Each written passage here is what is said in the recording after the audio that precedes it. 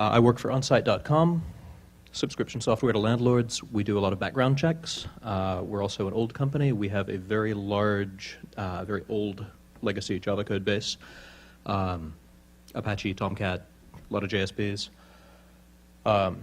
Small engineering team. For most of OnSite's history, it's been a lot smaller than that. So let's see, we don't obviously have an awful lot of time for infrastructure, and we don't have an awful lot of time for downtime or rewrites. So this is very pragmatic, whereby pragmatic, what I mean is we don't have a lot of extra time to do it. So if you're trying to sell it to a manager who doesn't really want to do it, this is probably your approach. All right, since we have a lot of JSPs, that means that we need to be able to render the JSP tags from our Ruby stuff so that we get the same site look, so that we can leverage a lot of that code, so that we can avoid rewriting all of this stuff in Ruby. It also means that when we write new stuff, we'd like to be able to use it from our JSPs as we continue to update. I don't think I need to sell this crowd on why Rails can be a really good thing, especially compared to 10-year-old Java technology. And we've got fairly complicated routing that goes through a number of tools, and it's really nice to be able to use that intact from Rails, again, instead of having to rewrite it all. So, that JSP thing. It turns out it's very straightforward to get a JSP tag with appropriate context, you know, the request, the servlet, the Java side stuff, to turn itself into a string. We have a very simple little Rails helper to do this. What you're looking at is the line in URB that renders exactly that.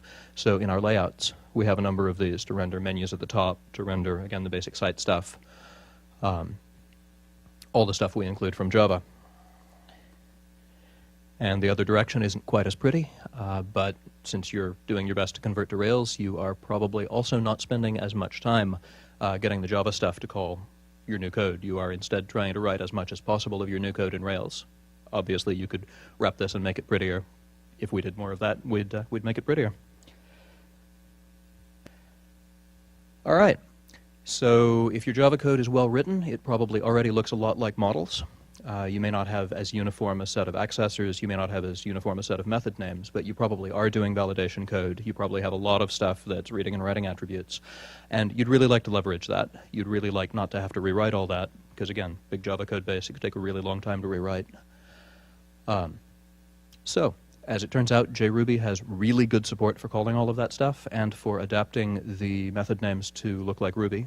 So JRuby not only makes it easy to import your Java classes and to see them, it also does a very good job of converting the method names. So if you have a mixed case thing like the user ID here, JRuby does a fabulous job of turning that into user underscore ID so that you can call all of your method names appropriately. If you have is something. In Java side, you can call that as something question mark from Ruby. The Java stuff looks a lot like Ruby, which is beautiful. So let's go to at least a small example. So this is a controller. It probably looks like the Rails controllers you're used to. The import there is different, and that's importing a Java class that we use. Logger call, before filter. Before filter is pretty much, yes, all of the stuff that you're used to in controllers still works. Standard stuff for Rails controllers still works. But on that update method, where we call note.byId, notice that we imported a class called note. And then we call note.byId. That byId is probably lowercase get, capital BY, ID, Java side. And that's being called looking exactly like a Ruby method, passing Ruby method stuff. But it's calling through to your Java. All of your existing validations, all of that still works. So this actually looks a lot like Active Record. What I would recommend to all of you if you start doing something like this is keep the Java validation, keep the Java infrastructure, the lower levels, and your new views you can write in Rails. You don't disturb any of that. Again, if you're trying to sell this to somebody that doesn't necessarily agree with you, this is your easiest, least intrusive way to start building these new views and show them that it's worth the trouble. So, a lot of the time, your homebrew Java stuff on your ancient, crusty legacy code doesn't work as well as you'd like. There are a lot of ways around this, but sometimes the most direct way, if you're already working in Ruby, is just wrap it in Active Record. Make an Active Record wrapper for the same table. Nothing stops you from doing it both ways.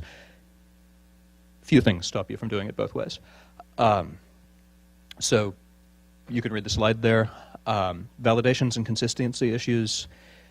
Obviously, if you trust your app server to do all of your enforcement, you've already got problems, but this will multiply your problems. You have to be very careful that what you're writing is valid, and at the same time, you don't necessarily want to rewrite all of your existing Java validations, all of your existing Java logic to make sure you don't write invalid objects to the database, again, in Ruby, and then maintain both. So your active record stuff is probably going to be limited to bulk lookup, to quick lookups, to simple stuff, unless you want to duplicate that logic and really switch over. The other interesting thing about the way JRuby does it is that you can have both of those class objects, and if you name them the same thing, then you have to be very careful which set of methods you're testing. So it actually makes a lot of sense to name things differently enough that you can't accidentally just get the wrong method. Keep it in mind. We're very much working on exactly how we do this at OnSite. So here's an example of an active record wrapper for something which already has a Java class. So guest card there. And you'll note at the bottom we import the Java guest card. Here these do have the same name, so this would be that confusing case. But you can also grab things that are not designed like Rails tables, that are not designed with Rails field names. It's very easy to wrap that. Active record is actually pretty good for grabbing legacy tables. And so that's what the set table name, set primary key, set sequence name. That's just wrapping a legacy table with active record the same way you would do it anywhere. The belongs to and the after save are, yes, you get the standard active record validations, you get the standard active record everything. You can use them just like you would anywhere else. And then you import the Java one for some of that Java logic, which will be called internally. What we do is we have a .j convention. For the class itself, you say guestcard.j, you get the Java one, and that makes it visually obvious that what you are dealing with is the Java one. In some cases, we do the same thing with instances. Basically, if you have an active record instance and you call .j, we add an instance method that will create that Java object with that data, basically wrap up a new Java object. And then you can get all of the Java validations. You can get all of that code that you used. You could think of the rule of thumb here as being don't save from active record. If you use active record as read-only, as bulk lookup, there's a limit to how much trouble you can get yourself in. This approach is obviously not perfect.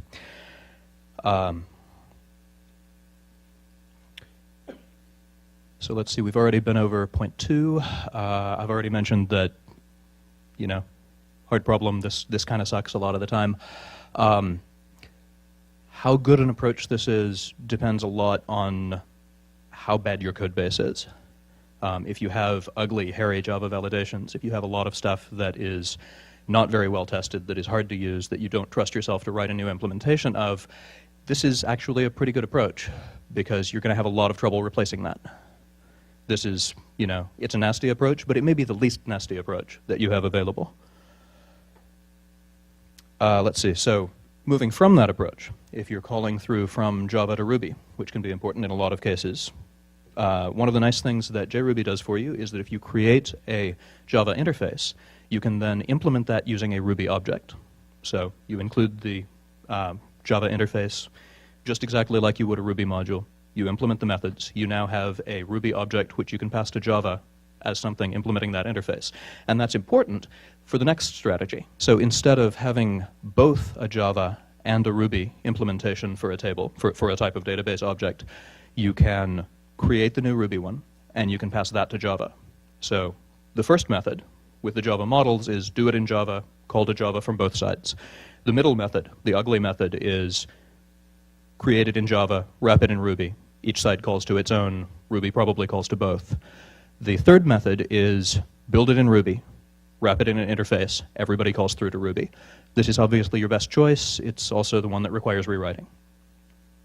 If your code is well tested, if you do have a very good idea how your stuff works and you want to rewrite everything, this is far and away the prettiest. This lets you use active record. It lets you use all of the existing Ruby stuff. It lets you use what you want to use. But then you have to understand well enough what your class does that you can spell out that interface and implement it correctly. Again, if your tests are good, this is your go-to method. So moving on to cheating shamelessly. You can also basically do a Ruby eval from Java. This can be a really good thing. It can be a really bad thing.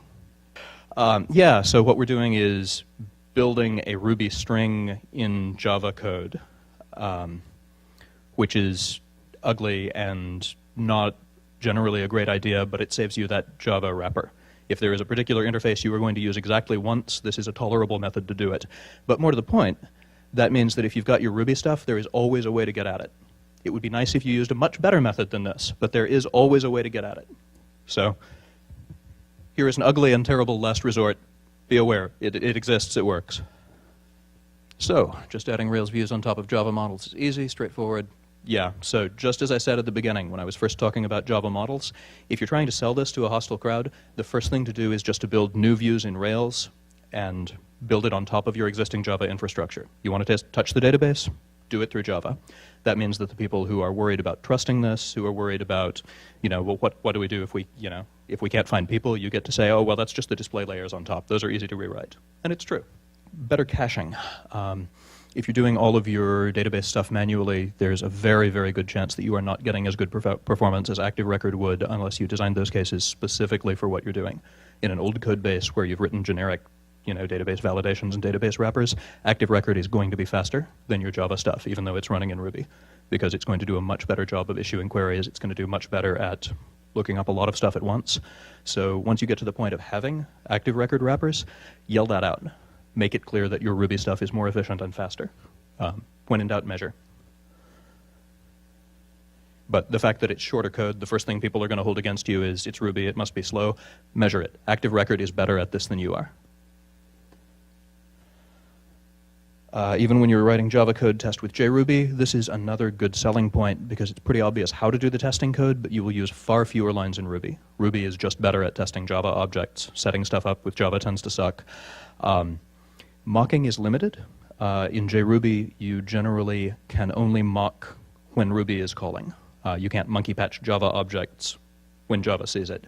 But the fact that you can monkey patch even from Ruby is still useful. The fact that you can mock even from Ruby is still useful. Just in general, when you're writing Java code, still test it in JRuby. It just works better. Bugs, a couple of bugs. Occasionally, JRuby doesn't do perfect conversion. It generally does a very good job. You will not see these problems very often, and you will suspect them more often than you see them.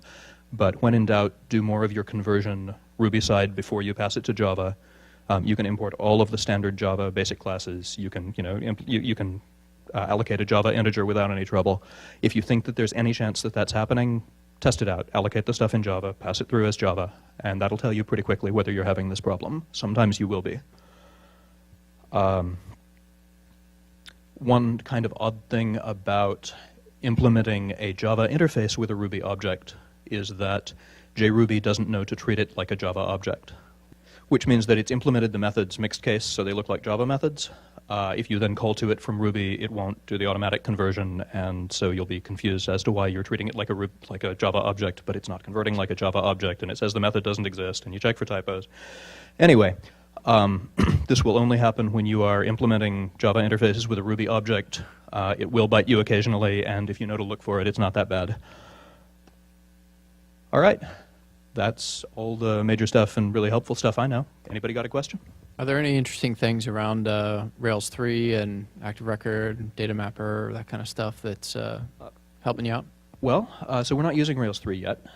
We need to upgrade a couple of things before we can do that, and obviously there's going to be a lot of changes in the code base. Active Model actually looks like it may have some really interesting things because that would allow us to wrap our Java models in something that Rails would use fairly natively. We don't currently use a lot of form helpers because you need Active Record to do it. We don't have an awful lot of Active Record. And again, we don't write almost anything with Active Record. But Active Model would allow that. It would allow some other cute routing tricks. So yeah, that may be interesting. It's hard to tell exactly how much that'll help us. But it does look potentially really interesting because instead of having to do an Active Record wrapper for the same class, we could wrap around our Java API, and it would all at least go through one single point. So potentially interesting. Don't know how it'll work out yet. All right. Been great to talk to everybody here. Sure, thanks.